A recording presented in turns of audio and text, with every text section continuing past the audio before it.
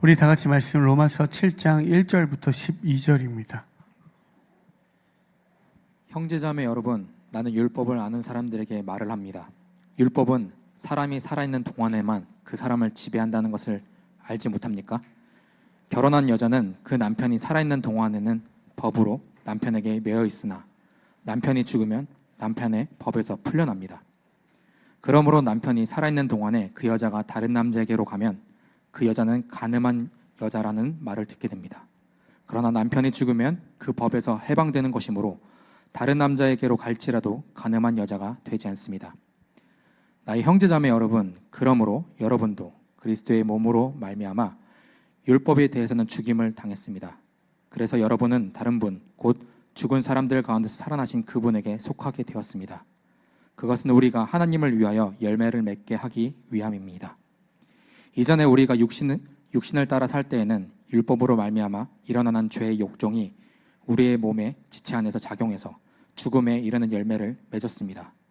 그러나 지금은 우리를 올가매었던 것에 대하여 죽어서 율법에서 풀려났습니다. 그래서 우리는 문자에 얽매인 낡은 정신으로 하나님을 섬기지 않고 성령이 주시는 새 정신으로 하나님을 섬깁니다. 그러면 우리가 무엇이라고 말을 하겠습니까? 율법이 죄입니까? 그럴 수 없습니다. 그러나 율법에 비추어 보지 않았다면 나는 죄가 무엇인지 알지 못하였을 것입니다. 율법에 탐내지 말아라 하지 않았다면 나는 탐심이 무엇인지를 알지 못하였을 것입니다. 그러나 죄는 이 계명을 통하여 틈을 타서 내 속에서 온갖 탐욕을 일으켰습니다. 율법이 없으면 죄는 죽은 것입니다. 전에는 율법이 없어서 내가 살아 있었는데 계명이 들어오니까 죄는 살아나고 나는 죽었습니다. 그래서 나를 생명으로 인도해야 할 그 계명이 도리어 나를 죽음으로 인도한다는 것이 드러났습니다. 죄가 그 계명을 통하여 틈을 타서 나를 속이고 또 그 계명으로 나를 죽였습니다. 그러므로 율법은 거룩하며 계명도 거룩하고 의롭고 선한 것입니다. 아멘. 여러분 계속 보통 성경을 나눌 때, 말씀을 전할 때 두 가지로 나눕니다. 뭐 조금 교회를 오래 다니신 분들은 알겠지만 설교를 할 때 강해 설교라는 게 있고요, 주제 설교라는 게 있습니다. 주제 설교는 그 주에 혹은 그 달에 어떤 포커스를 맞춰서 그 주제에 맞춰서 이제 막 설교를 하죠. 뭐 예를 들면 뭐 성령이면 성령에 대한 주제를 가지고 쭉 이렇게 말씀을 찾아서 설명을 하기도 하고요. 그 한 주에 있었던 어떤 사건, 이야기들을 가지고 또한 주님의 어떤 말씀을 적용해서 이야기를 하기도 합니다. 그런데 강해 설교라는 게 있습니다. 강해 설교는 지금처럼 저희가 로마서 1장부터 16장까지 쭉 한 장 한 장 그 안에 있는 말씀에 있는 내용들을 같이 공부하고 그 안에 있는 내용들을 우리에게 무엇을 설명하고 있는지를 알아서 그것을 우리의 삶에 각자가 적용하여 살아가는 거죠. 그런 식으로 저희들 계속 해왔는데, 여러분 저희들이 지금 로마서를 1장부터 지금 이제 7장까지 와 있는 이 여정의 모든 시작점은 무엇이었냐면, 여러분 왜 교회를 다닙니까에 대한 어떤 질문에서 시작되었습니다. 여러분 교회를 수십 년 다녔지만 교회를 왜 다녀야 하는지, 그리고 왜 우리가 주님을 믿어야 되는지 그 이유와 목적이 없는 채 그냥 습관처럼 다니기 때문에 다시 한번 왜 교회를 다니십니까? 이런 질문을 던져서 우리가 여기 왔습니다. 그 질문에 답이 되어지는 게 무엇이냐면, 그렇다면 예수를 알아야 되고, 그럼 예수님은 누구인가에 대한 질문이 던져졌습니다. 그 예수님이 자기를 소개하는 게 요한복음에 7가지가 있습니다. 그걸 통해서 예수님은 생명의 떡을 시작하여서 예수님 난 참 포도나무임을 이야기합니다. 그래서 예수님이 이러한 분이구나. 그렇다면 예수님을 알아 우리가 이 땅 가운데 어떻게 살 것인가를 찾아갔을 때 마태복음에 있는 산상수훈을 통하여 팔복에 대해서 쭉 열거했습니다. 우리가 하나님의 자녀로서 예수가 왜 필요한지를 알아. 그렇다면 그 예수를 가지고 우리가 어떻게 살아야 될지를 그 팔복을 대해서 쭉 설명하면서 나갔습니다. 근데 예수님이 이 땅 가운데 그 필요성을 알아 우리에게 가장 이야기한 게 무엇이냐면 하나님의 나라와 복음이었습니다. 그렇다면 복음은 무엇인가에 대해서 다시 한번 설명하고 우리가 알기 위해서 어떻게 로마서로 이제 들어온 겁니다. 왜냐면 복음에 대해서 그 복음의 정수라고 제일 가장 잘 설명한 게 로마서거든요. 그래서 바울을 통해서 복음에는 하나님의 의가 나타나 믿음으로 믿음에 이르게 한다 하고, 우리는 그것으로 인하여 의인은 믿음으로 말미암아 산다는 것을 알게 되어졌습니다. 그래서 조금 더 그 복음에 대해서 조금만 더 잘 알아가면 우리의 삶의 여러 가지 어떤 문제들, 여러분의 고민들 이런 것들이 주님 안에서 하나씩 해결되어지는 그 지점으로 들어갈 수 있기 때문에 우리 로마서를 채택해서 계속 가고 있습니다. 그런데 제 안에 어떤 고민이 있냐면 여러분 요즘 그 수우파 보십니까? 혹시 교카라고 아시죠? 이렇게 어제 우연히 처음으로 봤습니다. 아, 쿄카의 어떤 그 액션이 제 머릿속에 잔상이 지워지지 않습니다. 정말 기가 막히더라고요. 제가 왜 그랬냐면, 거기 있는 모든 사람들 보면 서로가 다 자기가 잘났다라고 하더라고요. 절대로 남이 아무리 잘해도 그를 인정해 주는 게 아니라 하는 그 순간만큼 내가 최고다라고 이야기하더라고요. 그들의 그런 모습을 보면서 어쩌면 세상이 우리의 모습이 그래 보일지도 모르겠구나. 말도 안 되는 걸 우기고 있는 모습. 영원한 생명이 있다고 웃기지 마라. 보이는 게 다인 세상에 그걸 믿고 살아간다고? 어쩌면 우리에게 그렇게 어리석어 보이지 않을까라는 생각이 얼핏 들었습니다. 그럼에도 불구하고 제가 여러분에게 감히 말씀드릴 수 있는 건 복음에는 많은 시간 속에서, 시간의 역사 속에서 모든 죽음과 어려움과 박해와 역경 속에서도 절대로 그 맥락은 끊어지지 않고 여전히 계속되어 왔습니다. 그리고 놀랍게 그렇게 박해했던 로마의 국교가 되는 역사도 보게 되고요. 그렇게 국교가 되었음에도 타락하는 기독교를 보게 되고요. 그 타락 속에 다시 한번 또 부흥의 물결이 일어나 다시 한번 생명으로 나아가는 지점을 보기도 합니다. 여러분, 이런 모든 역사 속에서 우리가 하나님을 발견되어지길 소망합니다. 6장 말미에 보면 죄의 삭은 사망이라고 이야기하고 하나님의 선물 예수 그리스도는 영원한 생명이라고 이야기합니다. 그렇게 해서 오늘 7장에 넘어와서는 결혼을 비유해서 율법을 통해서 죽을 수밖에 없는 존재들이 예수 그리스도로 말미암아 영원한 생명의 자리로 들어왔다라고 이야기합니다. 여러분 한번 보십시다. 영원한 것은 이 세상에 없다라고 이야기합니다. 그렇죠? 영원한 건 없다고 이야기하죠. 다 죽을 수밖에 없는 존재들입니다. 성경에 기준하면 우리는 죄의 삭스이기 때문에 모두가 죄인이고 죽을 수밖에 없는 존재예요. 그런데 우리는 이걸 당연히 받아들입니다. 그렇죠? 그리고 오히려 성경에서 말하는 영원한 생명은 없다라고 말합니다. 우리가 무라는 단어를 쓰지만 무라는 단어는 뭘 뜻하죠? 없다는 거. 아무것도 없기 때문에 무라고 하죠. 근데 그것은 보이는 세상의 기준에서 보면 이해할 수 없고 감지할 수 없기 때문에 무라는 단어를 씁니다. 근데 성경은 어떻게 하죠? 존재하지 않는 무가 있다라고 이야기합니다. 뭐죠? 생명, 영원한 생명, 영생이 있다라고 그 한 가지만을 이야기합니다. 예수님이 그래서 자기를 표현할 때 나는 길이요 생명이요 진리라고 이야기하죠. 세상은 없는 걸 없다라고 하는데 우리는 그 없는 게 있다라고 이야기하고 그것이 생명이고 영원하다라고 이야기합니다. 그리고 영원한 생명은 하나님과 그를 보내신 아들 예수 그리스도를 아는 것이라고 이야기합니다. 여러분, 그래서 아는 만큼 그 은혜를 아는 자들에게 나타난 모습은 반드시 바뀌어집니다. 놀랍게. 여러분 한 번만 먼저 하나님의 은혜를 알았다면 바울의 모든 서신서, 교회들에게 보낸 서신서에 보면 여러분 가만 보면 무엇만 이야기하냐면 여러분에게 평안과 은혜가 있길 소망한다라고 이야기합니다. 하나님을 먼저 알아 그 평안과 은혜를 누리라고 이야기하는 거예요. 그 평안과 은혜를 누린 자들에게 반드시 나타나는 게 무엇이냐면 이 땅에 보이는 자리로 들어가는 게 아니라 보이지 않는 자리로 들어가게 돼요. 예수님의 제자도 예수님과 함께 거할 때는 예수님의 그 보이는 자리에 로마를 평정하고 그 어떤 권위 있는 자리로 들어가고 싶었지만 진짜 성령의 은혜를 경험한 그들에게 나타나는 게 무엇입니까? 그 예수님이 걸었던 그 십자가의 길로 들어갔다는 사실입니다. 보이지 않는 그 길, 기꺼이 죽음의 자리로 들어갔다는 사실.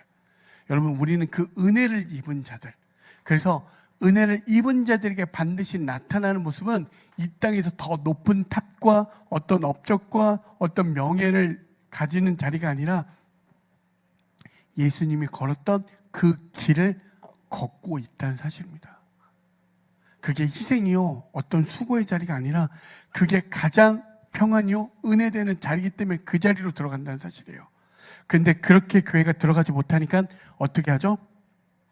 세상과 똑같이 보이는 것으로만 살아가는 우리들의 모습을 보니까 예수님이, 하나님이 없다라고 여겨지게 되죠. 단 한 명이라도 예수의 길을 걷고 있다면 그들을 통해서 정말 예수님을 보지 않겠습니까?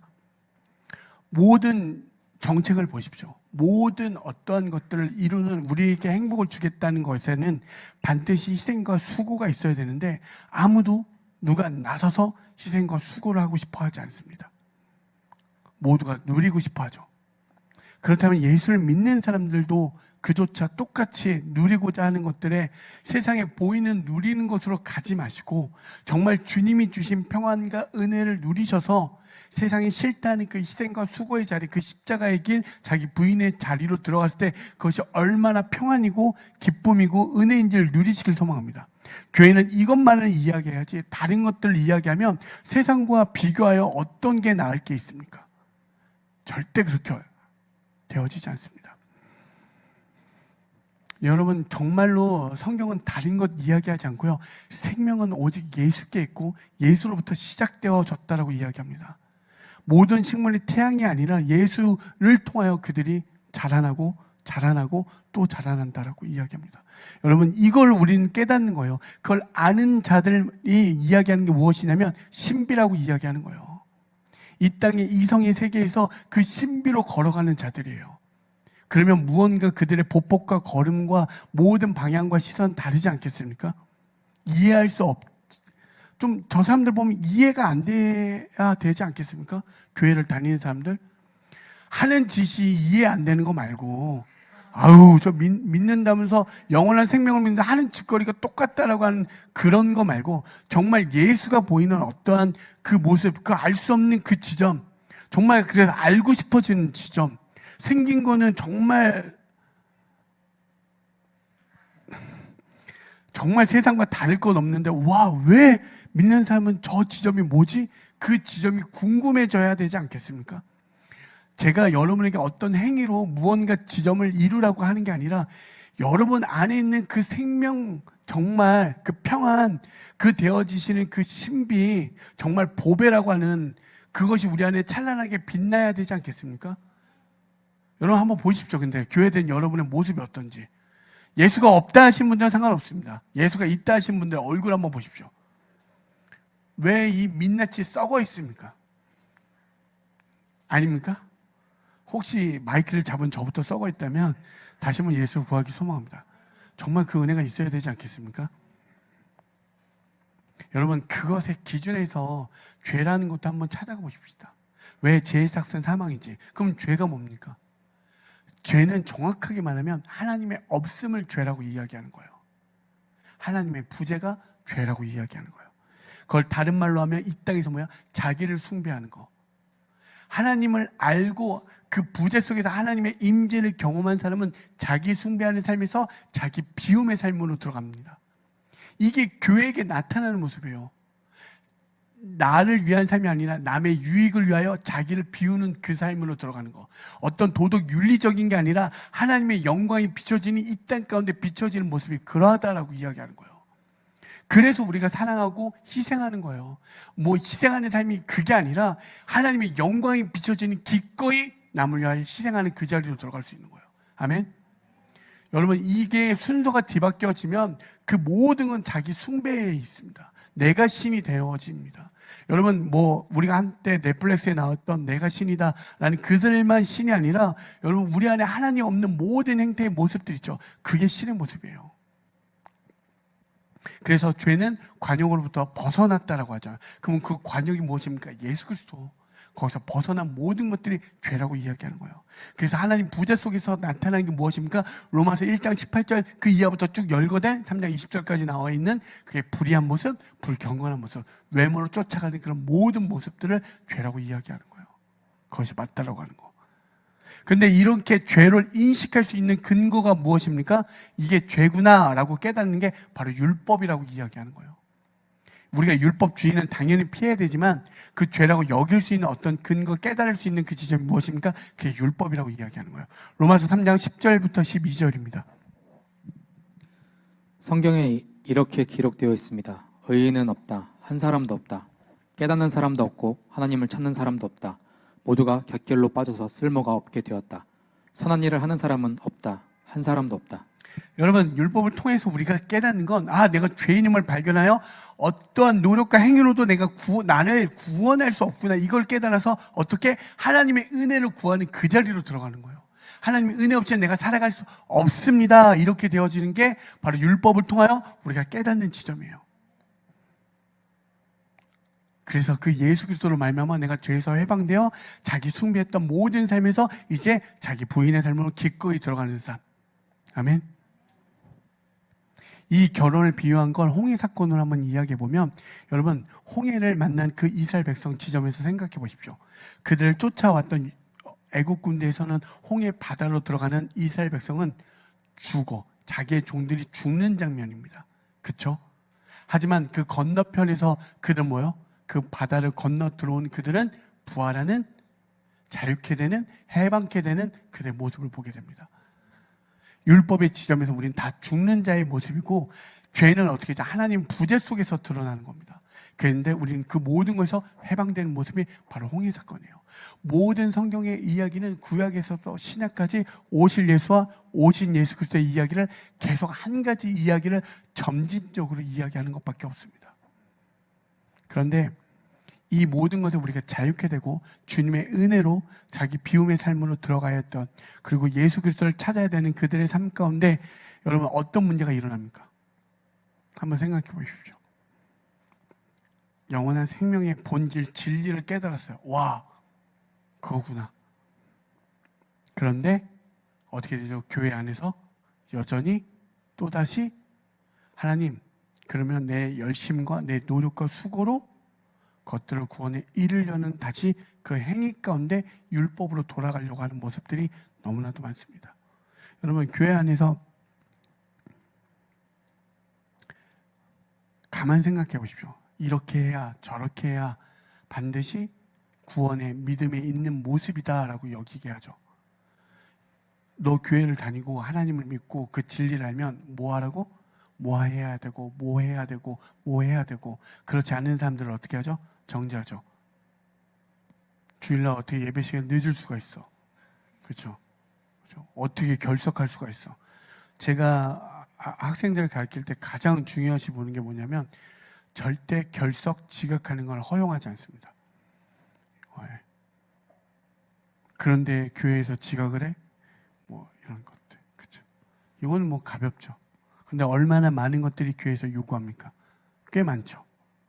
하나님만 요구해야 되고 예수 그리스도만 이야기해야 되는데, 너무나 많은 것들을 이야기하여 정죄하고 오히려 상처받는 이들이 더 많이 나와, 오히려 교회 때문에, 교회를 믿고 하나님을 믿는 이들 때문에 교회를 떠난 이들이 더 많다는 사실입니다. 예수님은 선하신데 예수를 믿는 우리들 때문에 예수를 봐야 할 사람들이 교회를 떠나는 행국, 여러분 너무 안타깝지 않습니까? 그래서 한 명이라도 제발 예수를 온전히 하라. 저부터도 예수를 온전히 하라. 그 예수를 정말 잘 소개해주고 싶은 마음들은 없습니까? 그게 우리 가운데 필요하죠. 여러분, 율법을 통해서 딱 깨달아야 되는 건 두 가지밖에 없습니다. 율법을 근거하여 알아봤더니 내가 죄인이구나. 내가 죄인임을 알아? 나는 그 어떤 것으로서 이 죄로부터 해방받을 수 없음을 깨달아 하나님의 절대 필요성을 알게 되는 근거가 바로 율법입니다. 율법에서는 딱 두 가지만 기억하시면 돼요. 내가 죄인임을 깨닫고 그 죄인임을 깨닫는 우리에게 이 모든 방도에서 예수 그리스도의 절대 필요성을 알게 되는 거, 그게 율법이라는 거예요. 7절 한번 보실까요? 그러면 우리가 무엇이라고 말을 하겠습니까? 율법이 죄입니까? 그럴 수 없습니다. 그러나 율법에 비춰보지 않았다면 나는 죄가 무엇인지 알지 못하였을 것입니다. 율법에 탐내지 말아라 하지 않았다면 나는 탐심이 무엇인지를 알지 못하였을 것입니다. 여러분 아까도 말씀드렸지만 우리는 어떠한 노력과 행위로도 구원에 이를 수 없다라고 이야기했습니다. 그런데 우리는 율법을 통하여 자꾸 노력과 행위로 구원에 이르려 하는 행위들이 꽤 많죠. 그죠? 교회에서 무언가 봉사하고 헌금하고 무언가 더 많은 것들을 희생하고 이런 식으로 해서 무언가 구원의 티켓을 얻으려는 마일리지 같은 제도를 삼으려고 합니다. 여러분 이런 건 절대 없습니다. 예수 그리스도로 통하여 예수만으로 우리는 구원에 이른다는 사실을 잊지 마십시오. 그것에 통해서 여러분 한번 생각해 보십시오. 아까 죄인임을 깨닫게 되는 건 오늘 7장을 통해서 우리가 이야기하는데 율법이 없다 한번 가정해 보십시오. 율법이 없다 가정해 보면 어떻게 되냐면 죄가 없다라고 여겨지게 됩니다. 그렇다면 그것은 뭐냐면 이 땅에서 양육강식 적자생존입니다. 강자가 약자를 그렇죠. 희생하는 모든 구조. 그렇게 될 때 어떻게 되어지죠? 여러분 사자가 어린 양을 잡아먹으면 그건 악한 겁니까? 선한 겁니까? 동물의 세계에서는 사자의 그 강함이 곧 선이 되어집니다. 그렇죠? 절대 악이라고 이야기하지 않죠. 여러분 율법이 없다면 과연 이런 살인, 간음이 있을 수 있습니까? 없죠. 그래서 여러분 한번 우리가 이 죄를 깨닫기 위해서 율법이 있는 거지 여러분 우리가 이 율법을 통해서 구원에 이르는 게 아니라 나의 어떤 신분, 나의 어떤 상태, 내가 어떠한지를 그것을 깨달으라고 이야기하는 거예요. 7절에 오늘 나와 있는 이 탐내지 말아라는 것도 10계명이 나와 있습니다. 그죠? 몇 번째죠? 마지막 계명입니다.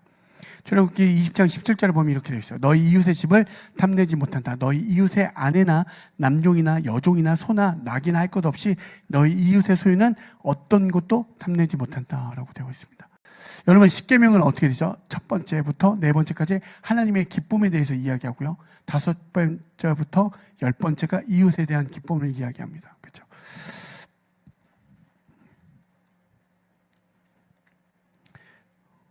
아까도 계속적으로 이야기하지만 이 지점이 되게 중요한 지점인데 율법을 통해서 죄를 깨닫게 되어지잖아요. 그런데 우리가 여기에서 갈리는 지점이 무엇이냐면 내가 죄인이구나 깨달았어요. 그때 갈라지는 이 두 점, 여기가 제일 중요한데 어떻게 되어지냐면 하나님, 내가 하나님 은혜 없이는 살아갈 수 없는 그 심령이 가난한 자로 들어가는 방면에 또 한 가지는 어떻게 있냐면 하나님, 내가 주님의 은혜 없이는 살아갈 수 없으니 내가 이 모든 율법을 지켜 그렇게 나아가겠습니다 라고 하는 것들이 있죠. 내가 노력과 행위로 이 모든 것을 율법을 지켜서 또 지키고 또 지켜서 또 지켜서 내가 반드시 구원에 이르겠다는 바리새인 같은 사고를 하게 되어집니다. 금식하고 구제하고 희생하며 이 모든 것들을 이루겠다는 형태로. 그런데 아까도 말씀드렸지만 율법은 절대로 구원에 이룰 수 없다는 걸 이야기하고 내가 죄인임을 나의 상태가 어떠한지를 이야기하라고 말하는 거죠. 그렇죠? 근데 유대인들은 어떤 걸 더 중요시 여겼죠? 예수 그리스도가 아닌 율법을 더 중요시 여겼습니다. 10계명을 지키는 것뿐만 아니라 그 10계명을 지키기 위해서 뭘 지키죠? 613계명을 지킵니다. 모세 오경이 나와 있는 모든 10계명을 비롯해서 모세 오경이 나와 있는 긍정인 248개의 명령과 그 다음에 부정의 명령 356개를 다 지켜서 이루겠다고 하는 것. 그게 10계명을 지키기 위한 그들의 613계명입니다. 대한민국의 법이 몇 개인 줄 아십니까? 제가 알기로는 한 6만 개에서 7만 개 되는 걸로 알고 있는데 여러분 법 몇 개나 알고 계십니까? 그걸 다 지켜내겠다라고 이야기한 것 같습니다. 여러분 수고하고 무거운 짐 진 자들아 다 내게로 오라 내가 너희를 편히 쉬겠다라고 이야기하죠. 그런데 어떻게 되죠? 형국은 더 많은 수고와 짐을 지어 이 모든 것을 내가 편히 쉬겠다라고 하는 형국으로 바뀌게 되어집니다. 여러분 그 속에서 어떤 게 벌어지냐면 난 이걸 지켜 그 안에서 교회 안에서 등급을 나누게 되어집니다. 넌 그걸 지키지 못해, 넌 이걸 지키지 못해 죽음의 증세들만 더 드러나게 되어지죠. 교회가 교회답지 못하고 오히려 예수가 없고 나의 행위와 업적으로 남을 판단하는 그런 난장판 되어지는 결과물이 교회 안에서 벌어지게 된다는 사실입니다. 여러분 10절 한번 보실까요? 나는 죽었습니다. 그래서 나를 생명으로 인도해야 할 그 계명이 도리어 나를 죽음으로 인도한다는 것이 드러났습니다. 죄가 그 계명을 통하여 틈을 타서 나를 속이고 또 그 계명으로 나를 죽였습니다. 여러분 어떻습니까? 613계명을 지켜서 내가 구원에 이루고자 했던 형태가 어떻게 죠? 죽음의 자리로 더 들어가게 합니다. 생명에 이르게 할 계명이 나를 사망에 이르겠다는 이 말 한번 생각해 보십시오. 여기다 한번 교회를 한번 넣어 보십시오. 한번 보실까요? 나는 죽었습니다. 그래서 나를 생명으로 인도해야 할 그 교회가 도리어 나를 죽음으로 인도하는 것이 드러났습니다. 여러분 교회에서 상처받고 다시 교회 안 나오겠다는 사람 정말 많이 보지 않습니까? 여러분 많이 보지 않습니까? 그렇죠? 왜 그럽니까? 내가 이룬 업적, 교회 안에서 내가 쌓은 업적으로 그들을 판단하고 그들을 정죄하기 때문에 율법의 정말 참된 기능을 잃어버리고 그 율법으로 자기를 숭배하는 모습이죠. 여러분 이것을 바울은 지금 경고하고 있는 거예요. 그런 게 아니라고. 하나님의 은혜를, 하나님의 그 죄가 가득한 하나님의 부재 속에서 하나님의 임재를 경험한 성도들이라면 그럴 수 없다는 걸 우리에게 이야기하는 거예요. 여러분 그 법을 지키고 안 지키고의 문제가 아니라 정말 그 하나님을 바라보고 예수를 바라보라고 이야기하는 거예요. 거기서 누려지는 그 은혜가 얼마나 큰지를 경험해 보라고 이야기하는 거예요. 여러분 어떤 것을 생각해 보세요. 율법은 나를 묶지만 예수님은 죄에서 자유케 하십니다. 진짜 예수 그리스도를 믿는 그 보혈로 세워진 성도의 삶은 하나님의 부재, 그 죄 가운데서 하나님의 임재를 경험한 사람들입니다. 아멘. 그렇다면 6절 한번 다시 한번 읽어볼까요? 그러나 지금은 우리를 올가매었던 것에 대해서 율법에서 풀려났습니다. 그래서 우리는 문자에 얽매인 낡은 정신으로 하나님을 섬기지 않고 성령이 주시는 새 정신으로 하나님을 섬깁니다. 아멘. 그 율법에 묶이는 게 아니라고 이야기하는 거예요. 여러분 그래서 막 살라고 이야기하는 게 아니라 정말 여러분이 진짜 그 사랑과 은혜를 경험한 사람들의 그 은혜를 경험하면 그를 향한 어떤 시선이 들어가게 되어지지 않습니까? 아멘. 그것에 목도해보고 그것에 그분을 더 알아가 보라고 이야기하는 거예요. 내가 이걸 했습니다. 난 하나님을 경외했습니다. 내가 주일 성도를 잘 지켰습니다. 이름은 거룩하게 지켰습니다. 살인하지 않았습니다. 도대체 이런 것이 아니라 정말 하나님에 대해서 그 은혜와 평안을 누려 그분에게 계속 목도하여 들어가면 우리에게 반드시 반응하는 삶이 있는 거예요. 아멘. 그걸 이야기하는 거예요. 제가 한번 읽어드릴게요. 에베소서 4장 17절에서 20절입니다. 정말 그 하나님의 은혜를 알고 정말 보혈과 그 성령으로 태어난 교회들의 모습, 성도들의 삶의 모습은 이렇게 되어집니다. 그러므로 나는 주님 안에서 간곡히 권고합니다. 이제부터 여러분은 이방 사람들의 허망한 생각으로 살아가는 것과 같이 살아가지 마십시오. 그들은 자기들 속에 있는 무지와 자기들의 마음의 완고함 때문에 지각이 어두워지고 하나님의 생명에서 떠나 있습니다. 그들은 수치의 감각을 잃고 자기들의 몸을 방탕에 내맡기고 탐욕을 부리며 모든 더러운 일을 합니다. 그러나 여러분은 그리스도를 그렇게 배우지는 않았습니다. 아멘. 하나님을 아는 자들은 이렇다라고 이야기하는 거예요. 여러분 왜 허망하다라고 이야기하죠? 우리는 어떤 것? 영원히 사는 걸 믿사옵나이다 라고 사도신경을 배웠습니다. 영혼을 믿는 자들과 그것을 믿지 않는 자들은 어디에 허망하다라고 이야기합니까? 세상은 우리에게 허망하다 하지만 진짜 하나님의 은혜를 알고 경험한 자들에게는 그들이 허망하다라고 이야기하는 거죠. 탐욕이라고 해서 그들이 뭔가 치장하고 이런 것이 아니라 하나님의 없으면 모든 것을 치장하는 것, 그것을 외모로, 그래서 외모를 취하는 자들이라고 이야기하는 거야. 업적을 쌓아야 내가 가장 나답다라고 이야기하니까. 그런데 우리는 하나님이 그 생명되는 그 예수가 있어야 내가 살아갈 수 있다라고 여겨지는 그 삶, 여기서 나눠지는 거예요. 그래서 세상은 영혼을 생각하지 않기 때문에 허망한 무지 고집을 부리며 하나님을 떠나 산다라고 이야기하는 거예요. 성경은 그것만 이야기하는 거예요. 그러면 영혼을 사는 성도들에게 나타나는 모습이 무엇입니까? 어떻게 나타나는지 여러분 한번 천천히 25절부터 32절이 나와 있습니다. 그러므로 여러분은 거짓을 버리고 각각 자기 이웃과 더불어 참된 말을 하십시오. 우리는 서로 한 몸의 지체들입니다. 화를 내더라도 죄를 짓는 데까지 이르지 않도록 하십시오. 해가 지도록 노임을 품고 있지 마십시오. 악마에게 틈을 주지 마십시오. 도둑질하는 사람은 다시는 도둑질하지 말고 수고를 하여 제 손으로 떳떳하게 벌이를 하십시오. 그리하여 오히려 공핍한 사람들에게 나눠 줄 것이 있게 하십시오. 나쁜 말은 입 밖에 내지 말고 덕을 세우는 데 필요한 말이 있으면 적절한 때에 해서 듣는 사람에게 은혜가 되게 하십시오. 하나님의 성령을 슬프게 하지 마십시오. 여러분은 성령 안에서 구속의 날을 위하여 인치심을 받았습니다. 모든 악독과 격정과 분노와 소란과 욕설은 모든 악의와 함께 내버리십시오. 서로 친절히 대하며 불쌍히 여기며 하나님께서 그리스도 안에서 여러분을 용서하신 것과 같이 서로 용서하십시오. 아멘. 여러분, 이게 정말 하나님의 은혜를 경험한 자들에게 나타나는 모습이에요. 여러분, 여기에서 자기를 위하는 말이 있습니까? 아니요, 하나도 없습니다. 오히려 떳떳이 벌어서 남을 위해 구제하라고 이야기합니다. 자기는 없고요, 남을 위해 살라라고 이야기합니다. 왜? 예수님이 우리를 용서했듯이 남을 용서하라고 이야기합니다. 어떤 이야기만 있습니까? 예수님의 모습이 우리에게 전가된 모든 형태입니다. 예수님 그 진짜 은혜를 깨닫는 자들에게 나타나는 이 땅의 모습이 이러하다라고 이야기하는 거예요. 희생하고 열심히 무언가 노력하고 이게 아니라 하나님의 은혜를 알면 누군가에게 기꺼이 아끼지 않고 용서하고 용납하고 사랑하는 그 자리로 들어간다라고 이야기하는 거예요. 어떤 도덕 윤리를 얘기하는 게 아니라 그 생명이 진짜 내 마음에 이 질그릇 같은 나에게 그 보배가 들어오니 그 보배를 전해주는 그 자리로 가는 거예요. 아멘. 여러분, 그러니까 거지 야곱이 부자 야곱의 왕에게 축복하는 장면들이 나오지 않습니까?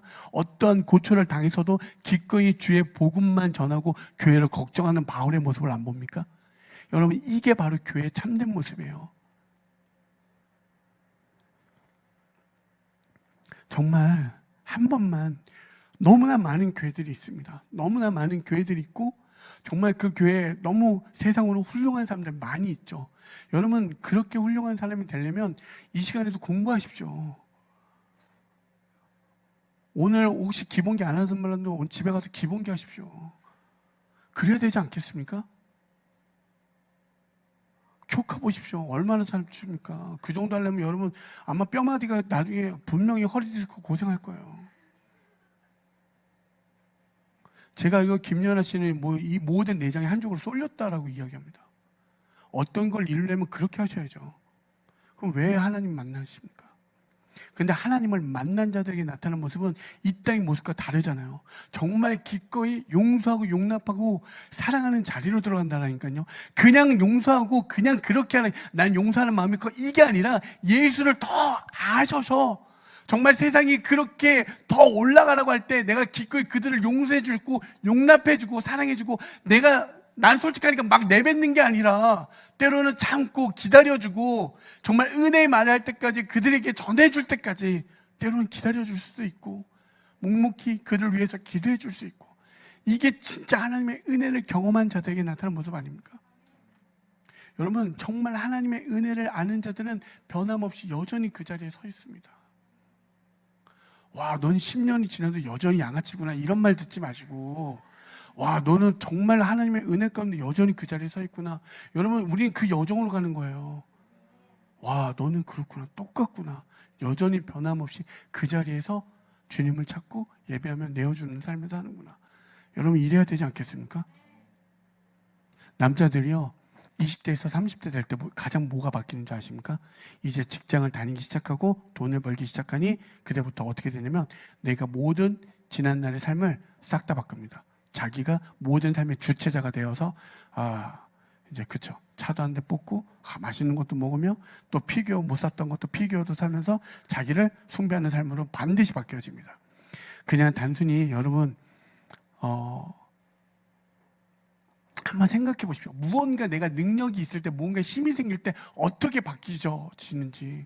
그래서 사람은요, 어떠한 자리에 가보면 반드시 그 사람의 실체가 드러난다니까요. 무언가 돈을 벌기 시작하면 그 다음에 보십시오. 정말 예수가 있었는지. 한번 어떤 지위에 올라가 보십시오. 정말 그 사람이 정말 예수가 있었는지. 예수가 있는 그 사람은요, 지위가 올라가던 내려가던 그 사람이 어떤 돈을 벌던 벌지 않던 여전히 예수가 전해져 있습니다. 아멘. 보실까요? 고린도후서 6장 7절에서 10절입니다. 마지막입니다. 한 번만 주의 깊게 한번 보십시오.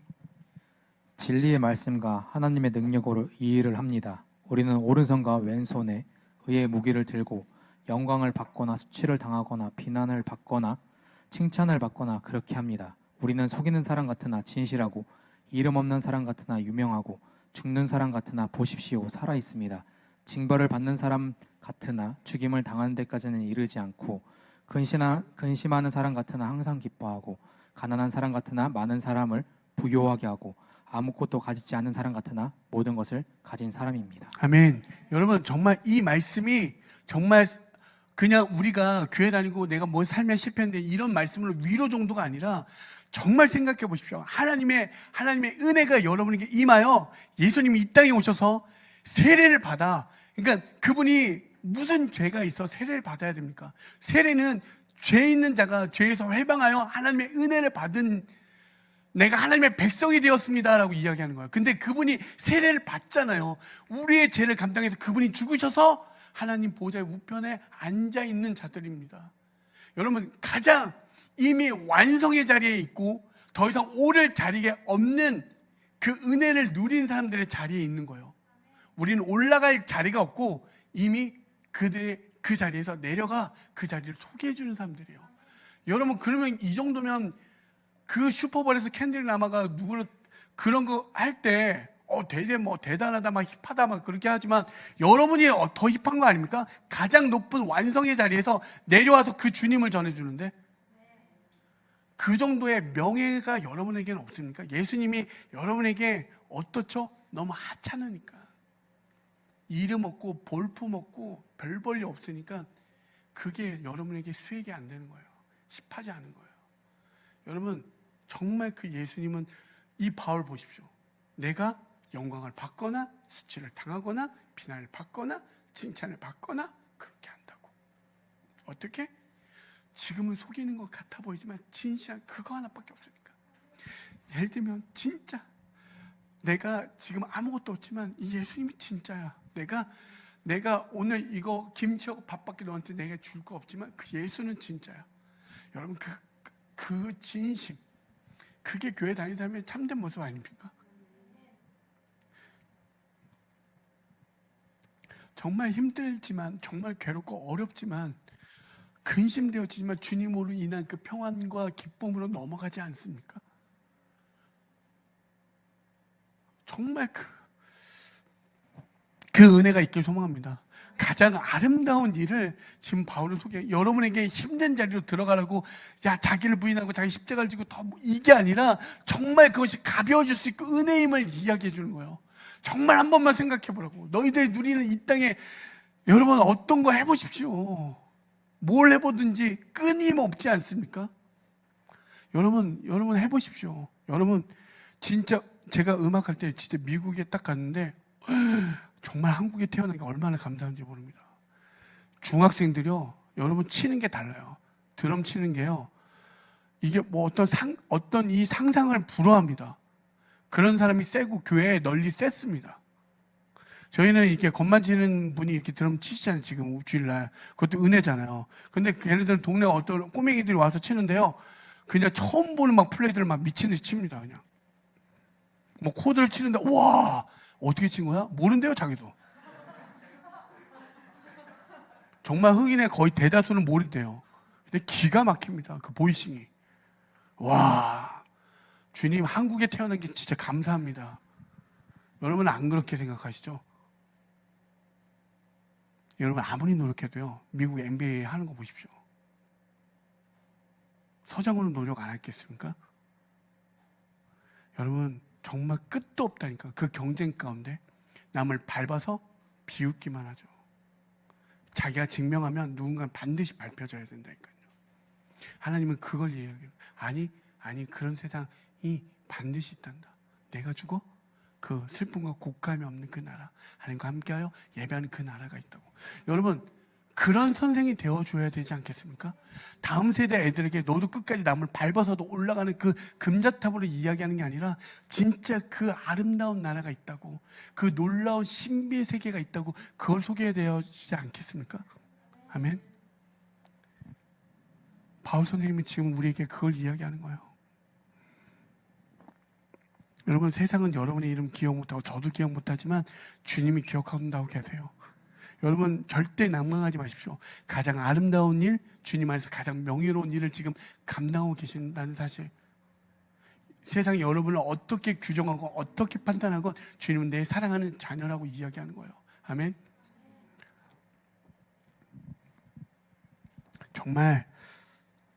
정말 내가 오를 수 없는 그 자리를 예수 그리스도로 인하여 그 완성의 자리에 임한 그 은혜의 넉넉함을 누리시는 저와 여러분이 되어지길 소망합니다. 그 율법을 내가 그 자리에 이루겠다는 세상과 똑같은 방식이 아니라 주님의 은혜, 그 부재 속에서 하나님의 임재를 경험하여 어떠하던 간에 내가 앞으로 가든 뒤로 가든 좌든 우든 어떠한 상황 속에서 그 하나님으로 인하여 넉넉해지는 그 은혜가 여러분에게 차고 넘치셔서 이 세상에 용서하고 용납하고 사랑해주는 그 은혜에 정말 참된 주의 자녀들 되어지길 간절히 소망해 봅니다.